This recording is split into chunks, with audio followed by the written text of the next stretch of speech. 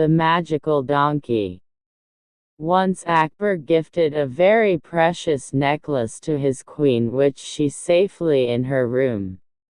But unfortunately, one day necklace was misplaced and queen was unable to locate it. Then Akbar came to know that not only the necklace but few other precious things have also gone missing in the past few days from his palace. Unable to resolve the situation, he asked Birbal to help. Birbal brought along a friend of his, a magical donkey, to solve the mystery. He asked each suspect to go alone in the tent and hold the donkey's tail, and if the person was the thief, the donkey will identify him and give him a good kick. Everyone followed Birbal's instruction other than the thief. As Birbal had sprayed a powerful scent on donkey's tail and thief avoided touching the donkey's tail out of fear, he was finally caught. Moral of the story: a clever idea always saves the day. Also read Classic Moral Stories in English. The Greedy Dog Story. There was a dog that was very hungry. He searched for food everywhere and at last he found a bone. He picked the bone with his mouth and started going back to his home. There was a bridge on the way to his home. When he started crossing it, he saw his reflection in the water. The dog thought that there was another dog with a bone in water. He wanted to get that other bone too. So he started barking at his own reflection. His bone fell in water as soon as he opened his mouth. The greedy dog lost his bone. Moral of the story: don't be greedy. The crystal ball. In the south of Spain, there was a small village whose people were very joyful and lucky. The children played under the shade of trees in the gardens of their home. A shepherd boy whose name was Nazir stayed near the village with his father, mother and grandmother. Early morning each day, he takes his herd of goats up the hills to find a suitable place for them to graze. In the afternoon he would return with them to the village. At night his grandmother would tell him a story. The story of stars. This story really interested Nazir. As usual, on one of these days, as Nazir was watching his herd and playing his flute, he suddenly saw a wonderful light behind the flower bush. When he came towards the branches, he saw a transparent and most beautiful crystal ball. The crystal ball was glittering like a colorful rainbow. Nazir carefully took it in his hand and turned it around. With surprise, suddenly he heard a weak voice coming from the crystal ball. It said, "You can make a wish that your heart desires and I will fulfill it." Nazir could not believe that he had actually heard a voice. But he became so engrossed in his thoughts, for he had so many wishes, but he must wish for something which was impossible, like the wish to be able to fly. He said to himself, "If I wait till tomorrow I will remember many things." He put the crystal ball in a bag and gathered the herd, happily returned back to the village. He decided that he would not tell anyone about the crystal ball. On the following day also, Nazir could not decide what to wish for, because he really had everything he needed. The days passed as usual and Nazir appeared to be very cheerful, that the people around him were amazed to see his cheerful disposition. One day a boy followed Nazir and his herd and hid behind a tree. Nazir as usual sat in one corner, took out the crystal ball and for a few moments looked at it. The boy waited for the moment when Nazir would go to sleep. Then he took the crystal ball and ran away. When he arrived in the village, he called all the people and showed them the crystal ball. The citizens of that village took the crystal ball in their hand and turned it around with surprise. Suddenly they heard a voice from inside the crystal ball, which says, "I can fulfill your wish." One person took the ball and screamed, "I want one bag full of gold." Another took the ball and said loudly, "One want two chest full of jewelry." Some of them wished that they would have their own palace with grand door made from pure gold instead of their old houses. Some also wished for bags full of jewelry, but nobody asked for gardens in their palaces. All their wishes were fulfilled, but still the citizens of the village were not happy. They were jealous because the person that had a palace had no gold and the person that had the gold had no palace. For this reason, the citizens of the village were angry and were not speaking to each other. There was not even one garden which existed in the village where the children could play. The patience of the children was running out and they were uncomfortable. Nazir and his family were happy and pleased. Every morning and afternoon he would play the flute. The children could not wait anymore and decided to return the crystal ball to Nazir. The parents and neighbors went to him. The children said to Nazir, "When we had a small village we all were happy and joyful." The parent also spoke. "In one way or another nobody is happy. The expensive palaces and jewelry only bring us pain." When Nazir saw that the people were really regretful, he said, "I have not wished till now. If you really want everything to return to its own place, then I will wish for it." Everyone happily agreed. Nazir took the crystal ball in his hand, turned around and wished that the village become the same as it was before. Everyone quickly turned towards the village and saw it became the same old village with gardens full of trees and fruits. Once again the people started to live happily and the children played under the shade of trees.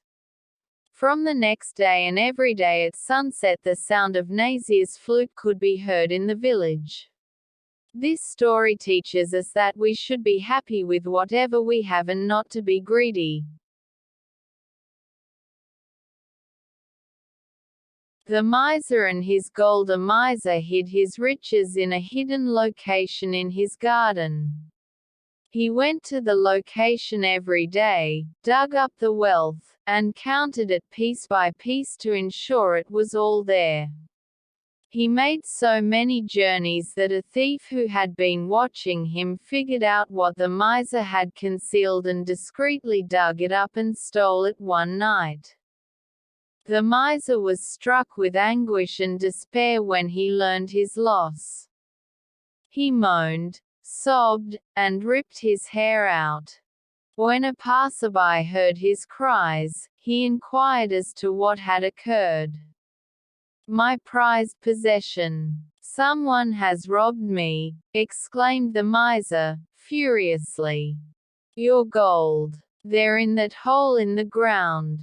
Why did you place it there in the first place? Why didn't you keep it in the house so you could grab it quickly when you needed to buy something?" "Buy," the miser said fiercely. "I never touched the gold, to be honest. I couldn't think of a good way to spend any of it." The stranger hurled a hefty stone into the hole.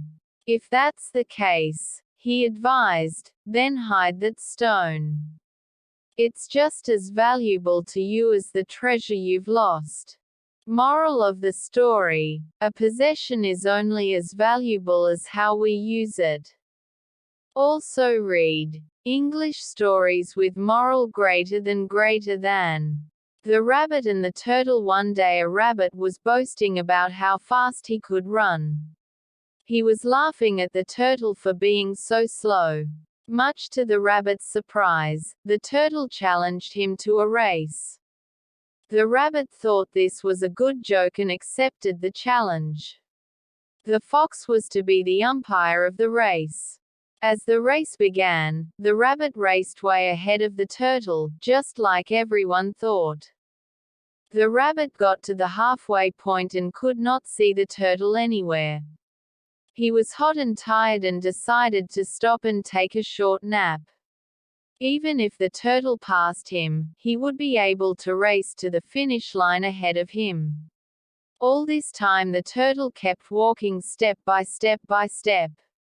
He never quit no matter how hot or tired he got. He just kept going. However, the rabbit slept longer than he had thought and woke up. He could not see the turtle anywhere. He went at full speed to the finish line but found the turtle there waiting for him. The magical donkey. Once Akbar gifted a very precious necklace to his queen which she safely in her room. But unfortunately, one day necklace was misplaced and queen was unable to locate it. Then Akbar came to know that not only the necklace but few other precious things have also gone missing in the past few days from his palace. Unable to resolve the situation, he asked Birbal to help. Birbal brought along a friend of his, a magical donkey, to solve the mystery. He asked each suspect to go alone in the tent and hold the donkey's tail, and if the person was the thief, the donkey will identify him and give him a good kick. Everyone followed Birbal's instruction other than the thief. As Birbal had sprayed a powerful scent on donkey's tail and thief avoided touching the donkey's tail out of fear, he was finally caught. Moral of the story: a clever idea always saves the day. Also read, classic morals day. A lion was searching for food. He was very old and weak and unable to catch his prey by chasing them. Suddenly the lion saw a cave on his way, and upon inspecting inside he found it to be empty. That gave the lion an idea, and he thought to himself, if I stay here, the owner of the cave is bound to return, and that's when I'll jump upon it and make it my meal. He waited patiently till the night fell, and the jackal who actually lived in the cave came back. Jackal saw the footprints of the lion and he got suspicious. Jackal decided to trick the lion and started asking Cave why the cave was not speaking to him today. Lion thought that maybe Cave actually does speak to Jackal every night and decided to call him in himself today. On hearing Lion's voice, Jackal got certain that Lion is hiding inside, and he ran away from the place to save his life. Moral of the story: we should always be alert and take care of the things around. The crow and the pitcher. During a long drought when the birds couldn't find much to drink, a thirsty crow discovered a pitcher with some water in it at the bottom. But the pitcher was tall and had a narrow neck, so the crow couldn't reach the water no matter how hard he tried. The poor creature felt as if he was going to die of thirst. Then he had an idea. He took a handful of little pebbles lying in the ground and dropped them one by one into the pitcher. The water rose a little higher with each rock until it was close enough for him to drink. Did you know this is one of the most popular moral stories for kids? Moral of the story: a good use of wit and cleverness always helps us out. Continue reading classic moral stories in English. 17 Camels and 3 Sons. A long time ago, in an uninhabited village lived an old man with his 3 sons, who were located around a desert. He had 17 camels, and they were his main source of income. He used to rent camels as a means of shipping in the desert. He died one day. He left a will for his 3 sons, leaving his property. After the funeral and other obligations were over, the three sons read the will. While his father, how to divide the 17 camels mentioned in the will, all were taken aback by reading the will and questioned each other. It is not possible to divide the 17 camels and give the largest of the half of the 17 camels. It is also not possible to divide the camels for the other two sons. He considered for several days the methods of dividing the camels mentioned in the will, but no one got the answer. They finally took the issue to the wise man of their village. The wise man heard the problem and immediately found a solution. He asked them to bring all 17 camels to him. The sons brought the camels to the place of the wise man. The wise man added a camel to his mastery and brought the total number of camels to 18. Now, he asked the first son to read the will. According to the will, the elder son got half a camel, which now counts in 18 seconds equals 9 camels. The eldest got 9 camels as his share. The remaining camels were 9. The wise man asked the other son to read the will. He was assigned 1/3 of the total camels. It came for 18/3 equals 6 camels. The second son got 6 camels as his share. Total number of camels shared by elder sons minus 9 plus 6 equals 15 camels. The third son read his share of camels, 1/9 of the total number of camels minus 18/9 equals 2 camels. The youngest person got 2 camels as his share. There were 9 plus 6 plus 2 camels, shared entirely by the brothers, which were counted in 17 camels. Now, a camel added by the wise man was withdrawn. The wise man cleverly solved this problem with his intelligence. Intelligence is nothing but finding a common ground for resolving an issue. In short, every problem is solved. Tags number moral stories. Divided all property into 3 equal parts. He divided the 17 camels in a different way. They are not shared equally among the 3 because 17 is an odd number and a prime number, which cannot be divided. The old man had said that the eldest son would own half of the 17 camels, the middle one would get 1/3 of the 17 camels, and the youngest would get a share of the camels as a camel who didn't like going to school until, one day, he learned a very important lesson.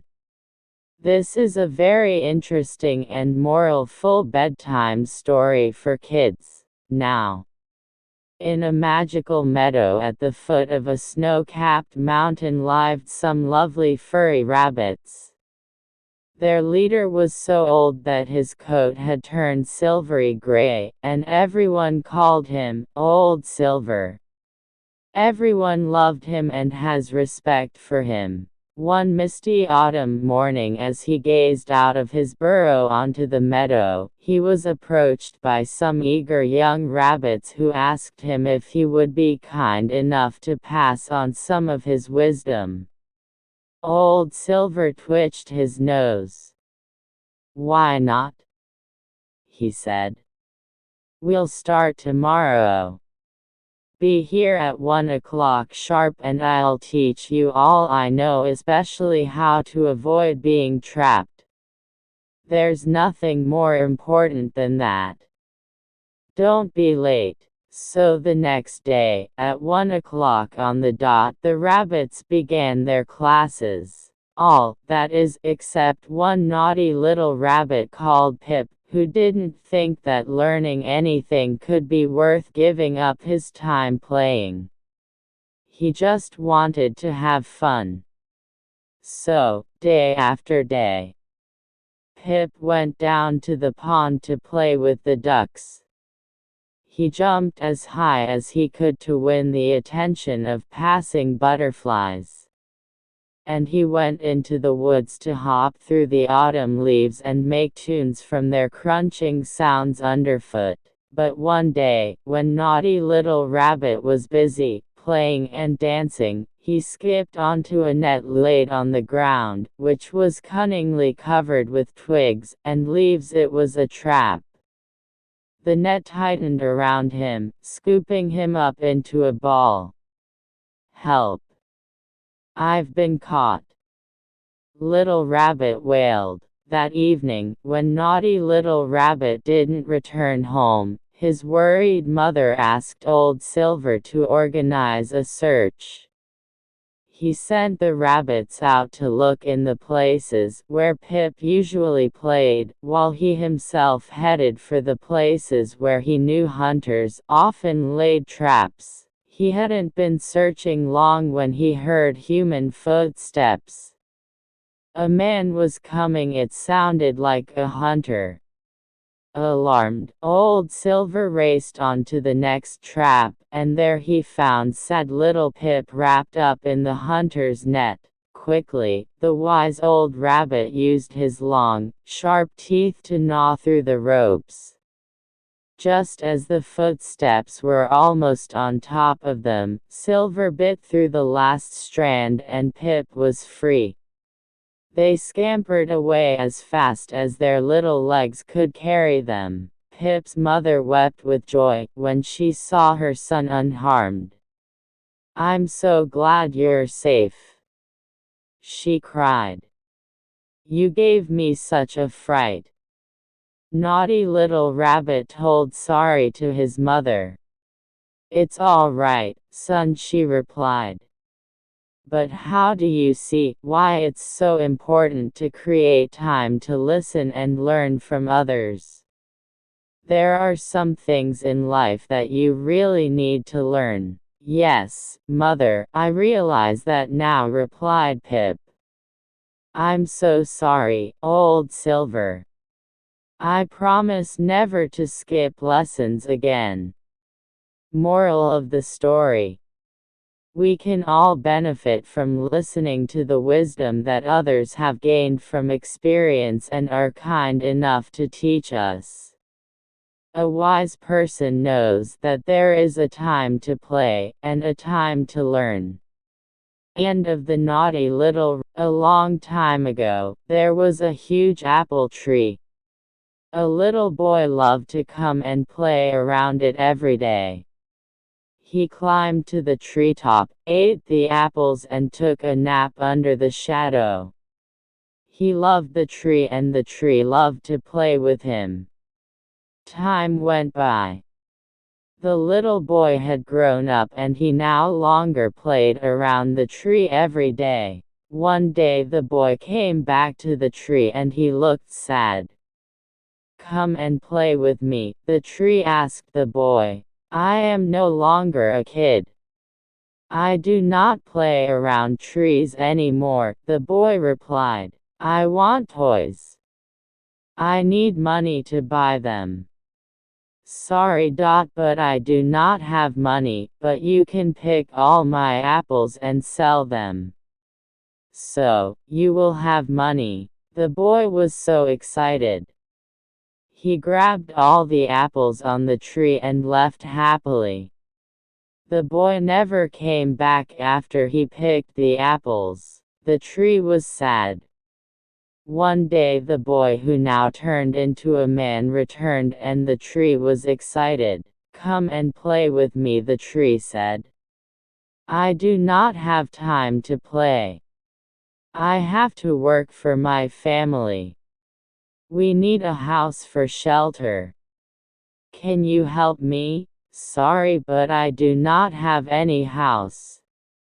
But you can chop off my branches to build your house." So the man cut all the branches of the tree and left happily. The tree was glad to see him happy, but the man never came back since then. The tree was again lonely and sad. One hot summer day, the man returned and the tree was delighted. "Come and play with me," the tree said. "I am getting old. I want to go sailing to relax myself. Can you give me a boat?" said the man. "Use my trunk to build your boat. You can sail far away and be happy." So the man cut the tree trunk to make a boat.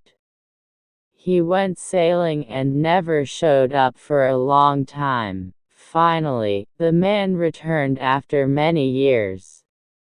"Sorry, my boy, but I do not have anything for you anymore." "No more apples for you," the tree said. "No problem, I do not have any teeth to bite," the man replied. "No more trunk for you to climb on. I am too old for that now." The man said, "I really cannot give Jan anything. The only thing left is my dying roots," the tree said with tears. "I do not need much now, just a place to rest." "I am tired after all these years," the man replied. "Good. Old tree roots are the best place to lean on and rest. Come sit down with me and rest." The man sat down and the tree was glad and smiled with tears. This is a story of everyone. The tree is like our parents. When we were young, we loved to play with our mom and dad. When we grow up, we leave them, only come to them when we need something or when we are in trouble. No matter what, parents will always be there and give everything they could just to make you happy. You may think the boy is cruel to the tree, but that is how all of us treat our parents. We take them for granted. We don't appreciate all they do for us until it's too late. The lion that sprang to life.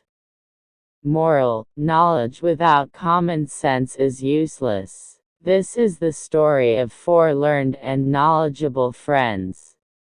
Well, the fourth one, Subhuti, wasn't exactly well educated or insightful in any sense, but he possessed the one quality that his intellectual friends did not: common sense. A day arrived when three of the friends decided to go looking for jobs in distant towns and villages. They wanted monetary gain for their knowledge. After all, there was no use of being so learned in scriptures and sciences if they were not going to gain anything back from it. The three friends did not wish to take Subhuti along because of his lack of intellect, but since he was an old childhood friend, they decided to invite him too. The four friends set out on a long journey, moving from one town to another in search of a way to earn money. While passing through a dense forest, they discovered a bunch of bones lying under a tree. They decided that a fine opportunity to display their powers had presented itself. The first friend used his skills to assemble the bones into a skeleton. When the skeleton was ready, the second friend chanted a mantra, which led to the formation of flesh and meat on the skeleton. It looked like a lifeless lion. Just as the third friend was about to end the show by bringing the lion back to life, the fourth friend stopped him.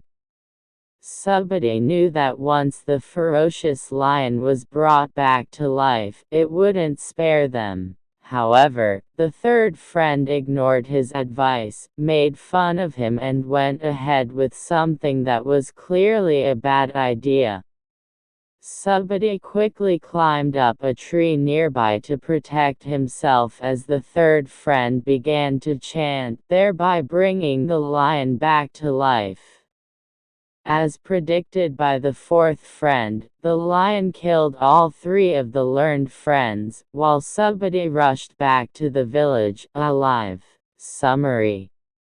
That's all, folks. We hope you enjoyed these inspiring stories, and do tell them to your children. If you're in the mood for more short moral stories for kids, we strongly recommend heading to the GetLit library. We have books with entertaining stories that are great for character building and personality development. Let us know about your favorite moral stories growing up in the comments and share them with your children too. Happy reading! Like this and Turtle. One day a rabbit was boasting about how fast he could run. He was laughing at the turtle for being so slow. Much to the rabbit's surprise, the turtle challenged him to a race. The rabbit thought this was a good joke and accepted the challenge. The fox was to be the umpire of the race. As the race began, the rabbit raced way ahead of the turtle, just like everyone thought. The rabbit got to the halfway point and could not see the turtle anywhere. He was hot and tired and decided to stop and take a short nap. Even if the turtle passed him, he would be able to race to the finish line ahead of him. All this time the turtle kept walking step by step by step. He never quit no matter how hot or tired he got. He just kept going. However, the rabbit slept longer than he had thought and woke up. He could not see the turtle anywhere. He went at full speed to the finish line, but found the turtle there waiting for him. Moral: never underestimate the weakest opponents. A lion lay asleep in the forest, his great head resting on his paws. A timid little mouse came upon him unexpectedly, and in her fright and haste to get away, ran across the lion's nose. Roused from his nap, the lion laid his huge paw angrily on the tiny creature to kill her. "Spare me," begged the poor mouse. "Please let me go, and some day I will surely repay you." The lion was much amused to think that a mouse could ever help him. But he was generous and finally let the mouse go. Some days later, while stalking his prey in the forest, the lion was caught in the toils of a hunter's net. Unable to free himself, he filled the forest with his angry roaring. The mouse knew the voice and quickly found the lion struggling in the net. Running to one of the great ropes that bound him, she gnawed it until it parted, and soon the lion was free. "You laughed when I said I would repay you," said the mouse. "Now you see that even a mouse can help a lion. A kindness is never." Having a best friend. A story tells that two friends were walking through the desert. During some point of the journey, they had an argument, and one friend slapped the other one in the face. The one who got slapped was hurt, but without saying anything, wrote in the sand, "Today my best friend slapped me in the face." They kept on walking until they found an oasis, where they decided to take a bath. The one who had been slapped got stuck in the mire and started drowning, but the friend saved him. After he recovered from the near drowning, he wrote on a stone, "Today my best friend saved my life." The friend who had slapped and saved his best friend asked him, "After I hurt you, you wrote in the sand and now, you write on a stone, why?" The other friend replied, "When someone hurts us, we should write it down in the sand where winds of forgiveness can erase it away. But when someone does something good for us, we must engrave it in stone where no wind can ever erase it." Moral: do not value the things you have in your life, but value who you have in your life. Lucas had been a very wealthy farmer, but he hadn't managed his farm wisely and had been very careless with his money. He realized too late what a fool he had been when he lost everything. Now he and his wife lived in poverty in a tiny house, which could hardly be called a house. The cracks in the walls made it impossible to keep warm. Rain came in through the holes in the roof. Their life was a constant struggle. They had always prayed for a child, but during their years of wealth, God had never listened. Now they were poor and had nothing, and his wife gave birth to a baby daughter. "Oh, what are we going to do?" his wife cried. "We don't have food for ourselves. How are we going to take care of this poor little stranger?" "We'll find a way," Lucas said. "She's a gift from God, so he'll help us find a way. But first we must have her christened. We must ask someone to be our daughter's godmother." They had no relatives in the area, so Lucas went to ask their neighbor's wife. "My husband and I are only poor peasants like you. Why should we add your child to our list of money worries?" was her answer. Lucas returned home with the bad news. "What can you expect?" asked his wife sadly. "When we were rich, everyone wanted to know us and be our friends. Even the mayor invited us to his home. But now we have nothing, and not even a poor peasant woman will help us." She was very worried about their little baby. Winter was almost at its end, but it was still very cold. At night the earth froze, and in the morning the houses and trees were covered in snow. They had no clothes for their child, only old bits of cloth, and her bed was the cold, hard ground. Lucas's wife kissed their baby and cried, "My poor darling, my poor little darling." Then suddenly a happy thought came to her. She told Lucas to go and ask the mayor's wife to be their child's godmother. She was godmother to the mayor's child, and was certain that the mayor's wife would do the same for them. Lucas didn't feel so certain, but he went to ask her. With a heavy heart, Lucas walked past the fields and farm buildings that used to be his. He arrived at the mayor's house and gave his wife's good wishes to the mayor's wife. He then asked if she would be godmother to their child. "You know how hard things are at the moment," she answered. "Everyone's struggling. I can't afford to help someone as poor as you. Why are you asking me anyway? Isn't there someone else you could ask?" "Well, my wife is godmother to your child," he answered simply. "Oh, I see. So this is a debt that I have to repay, is it?" was her angry reply. "Is that the only reason your wife agreed to be our child's godmother? And tell me, what help is your wife to our child now when you have nothing? How dare you come to my home and insult me like this?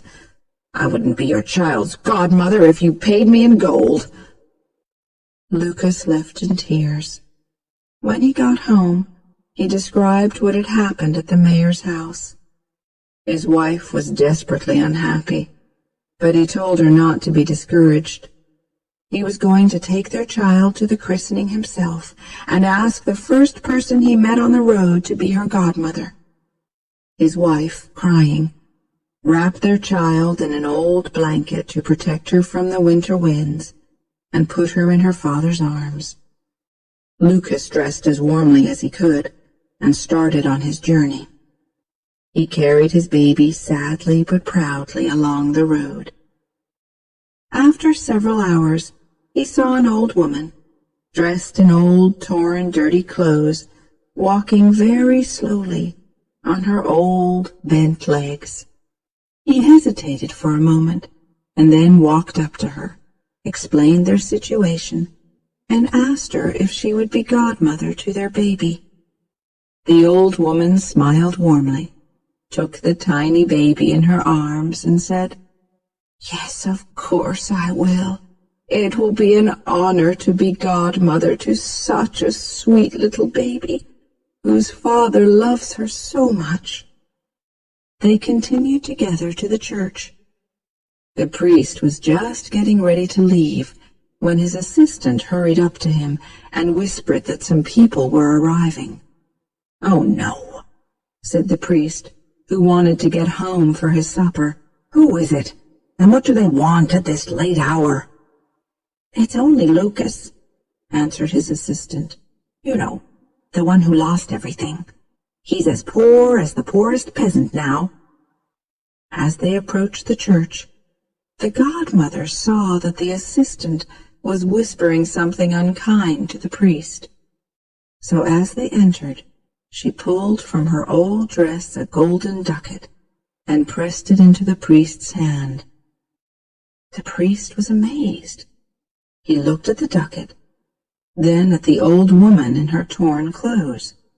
He then quickly whispered to his assistant to prepare for the baby's christening. The christening ceremony that followed was suitable for the wealthiest of merchants. The little girl received the name Marischka. After the christening, the priest walked with them to the door of the church. His assistant walked with them all the way to the gate, hoping for a nice reward. The old woman gave him a golden ducat, which he received gratefully. When Lucas and the old woman reached the place where they had first met, she handed the baby to him. She then reached into her pocket and pulled out another golden ducat, which she put inside the baby's blanket. She smiled at Lucas and said, "This is my gift to your child. This will provide enough money to bring her up well and give her everything she needs. This child will bring you and your wife great joy and comfort, and when she grows into a woman, she will have a long and happy marriage." The kind godmother then touched the ground, and suddenly a beautiful rose bush appeared, covered in sweet-smelling flowers. Lucas bent down to admire the lovely flowers, and then turned to thank the old woman. But she was gone. He was amazed and confused. "Goodbye," he called. "Thank you, kind godmother." He stood there, holding little Marischka, looking all around him. He would probably have stood there for hours if Marischka hadn't started crying for her supper. So he began walking, and as he walked, he thought about all the wonderful things that had happened to him that day. At one point he stopped and felt in Marischka's blanket to make sure that the ducat was still there, that he hadn't dreamed it. He took it out, and suddenly it became 10 ducats and fell out of his hand all over the ground. Again he stood there not speaking, full of amazement. He gathered the ducats up, laughing, put them in his pockets, and almost ran with Marischka back to his home. Lucas's wife had been waiting anxiously at home, hungry, thirsty, and cold. There was no food in the house, and no money. She was very surprised when Lucas ran in with a happy smile on his face and told her all about the kind godmother. When he finished, he told his wife to take the godmother's christening gift out of Marischka's blanket. The wife reached in and pulled out the ducat. Suddenly there were 10, 20, 30 ducats. She cried out in happiness and surprise. The ducats flew out of her hands and rolled all over the floor. They both began to pick the ducats up, but wherever there was one, another 10 appeared. In the end, there was a beautiful golden pile shining in front of them. They fell onto the floor, laughing and crying at the same time. Then Lucas's wife was suddenly full of fear. Could this money be an evil curse? Maybe the woman is an evil spirit who wants to buy our souls. Lucas laughed. Don't be silly, he told her. What evil spirit would go into a church? But Lucas knew this godmother wasn't an ordinary woman. Maybe she was a good spirit, sent by God to help them. He warned his wife, however, that they must guard their secret. He told her to hide the money and not tell anyone the true story.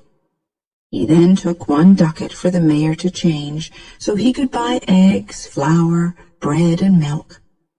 When he asked his wife what else he should buy, she immediately answered, "Our land, our house, our animals, our fields." "Tomorrow morning," Lucas replied happily. Then his wife became very serious and said, "But Lucas, please manage them more carefully this time." Lucas took her in his arms and told her quietly, "I promise to do this, for you and our child. I've been very silly and caused us much unhappiness and worry, but I've learned my lesson. Please believe me." He then left to get their supplies. While he was out, his wife sat holding her baby and dreaming happily about their future. After some time, Lucas returned with the mayor's servant, who was carrying buckets of fresh milk, a basket of eggs, and some wonderful cakes. "The mayor's wife sends her good wishes to you both, and has sent me to help you in any way I can," the servant told her. Lucas's wife thanked her, and watched as the servant then began preparing a fine soup for them on the fire. Lucas had also bought 3 soft feather beds, which he put by the fire. The next day, Lucas went to buy back their farm. The mayor's wife was extremely curious to know how Lucas and his wife had become wealthy again since his visit to their house the day before. So while Lucas was out, she visited his wife and asked questions. But Lucas's wife didn't give away their secret. She just told her that Marischka's godmother had very kindly given them enough money to help them start again. After the mayor's wife left, Lucas's wife sat by the fire, thinking about their kind godmother. She thanked her for giving them a second chance in life. Lucas did buy back all their property, and this time he managed it wisely. He built handsome, solid farm buildings and a beautiful house for his family. He bought the very best animals, and in the fall, his fields were full of healthy golden wheat and corn. His farm became the best in the region. Lucas and his wife were loved and admired as they were good neighbors, generous and helpful to any poor farmer who was having bad luck. Marischka was a wonderful child. She gave Lucas and his wife great joy and comfort, as her godmother had said she would. When she became a woman, her beauty attracted a wealthy prince, who asked her to be his wife. She married him and lived a long and happy life. Lucas and his wife grew old in good health. In the evenings they often sat by the fire and talked. The ant and the dove. On a hot day of summer, an ant was searching for some water. After walking around for some time, she came near the river. To drink the water, she climbed up on a small rock. While trying to drink water, she slipped and fell into the river. There was a dove sitting on a branch of a tree who saw an ant falling into the river. The dove quickly plucked a leaf and dropped it into the river near the struggling ant. The ant moved towards the leaf and climbed up onto it. Soon, the leaf drifted to dry ground, and the ant jumped out. She looked up to the tree and thanked the dove. Later, the same day, a bird catcher nearby was about to throw his net over the dove hoping to trap it. An ant saw him and guessed what he was about to do. The dove was resting and he had no idea about the bird catcher. An ant quickly bit him on the foot. Feeling the pain, the bird catcher dropped his net and let out a light scream. The dove noticed it and quickly flew away. Moral: if you do good, good will come to you.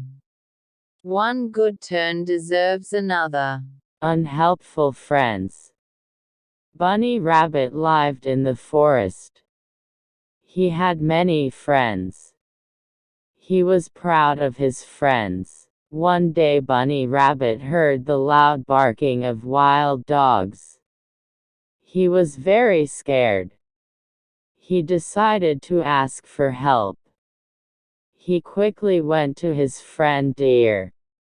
He said, "Dear friend, some wild dogs are chasing me.